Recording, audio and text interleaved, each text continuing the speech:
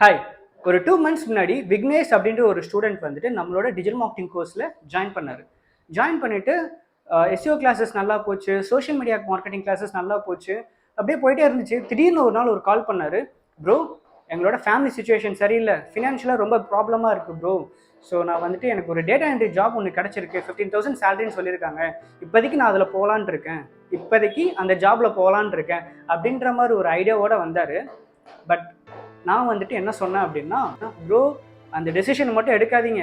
இப்போதைக்கு உங்கள் ஃபேமிலியை சாட்டிஸ்ஃபை பண்ணுறதுக்கு அந்த 15,000 போதுமான ஒரு விஷயமா இருக்கும். பட் நீங்கள் காசு பார்க்க ஆரம்பிச்சிட்டிங்க அப்படின்னா கண்டிப்பாக சொல்கிறேன், அதுலேருந்து உங்களால் வெளியே வர முடியாது. கமிட்மெண்ட்ஸ் இன்னும் அதிகமாகும். இதில் நீங்கள் டிஜிட்டல் மார்க்கெட்டிங்கில் ஃபோக்கஸ் பண்ணிட்டு இருக்க விஷயங்கள் அப்படியே தடைப்பட்டு போகும். சரி, டேட்டா என்ட்ரிலேயே போகிறீங்க அப்படின்னாலும் 1 இயர் 2 இயர் ஒரு 3 இயர் கழிச்சு மிஞ்சி போனால் ஒரு 35,000 40,000 வாங்குறீங்கன்னு வச்சுக்கோங்க.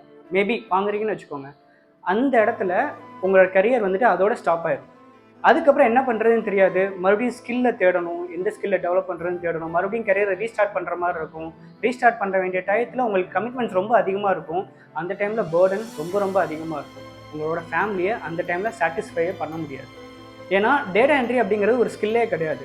ஸோ இந்த பிரதர்கிட்ட, இந்த தம்பிக்கிட்ட நான் என்ன சொன்னேன் அப்படின்னா, ப்ரோ நீங்கள் அதுக்கு பதிலாக என்ன பண்ணுங்கன்னா, டிஜிட்டல் மார்க்கெட்டிங் ரிலேட்டடாக ஏதாச்சும் இன்டர்ன்ஷிப்ஸ் போங்க, ஒரு ஜாப் தேடுங்க, அதில் இன்னும் கொஞ்சம் ஃபுல் ஃப்ளெஜ்டாக பாருங்கள் அப்படின்னு சொல்லி வாய மூடலை ஒரு 10 நாளில் வந்துட்டு, ப்ரோ எனக்கு ஒரு ஜாப் கிடச்சிருச்சு அப்படின்ற மாதிரி வந்து நின்னார்.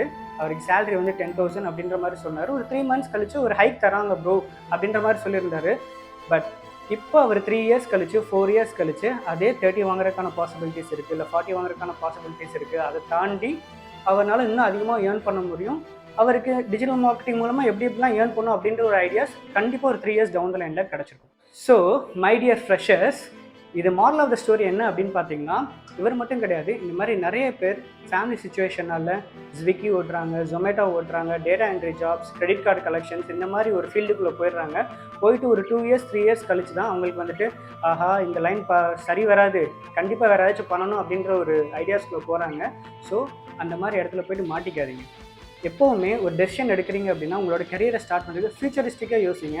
இப்போ நீங்கள் வாங்குற 20 30 உங்களை சாட்டிஸ்ஃபை பண்ணும். பட் 3 இயர்ஸ் டவுன் த லைனில் நீங்கள் அதோட அதிகமாக வாங்குவீங்களா? அந்த டைமில் சாட்டிஸ்ஃபை பண்ணுதா? அந்த டைமில் ஏன்னா உங்களுக்கு கமிட்மெண்ட்ஸ் ரொம்ப அதிகமாக இருக்கும். அந்த மாதிரி விஷயங்கள்லாம் இருக்குது.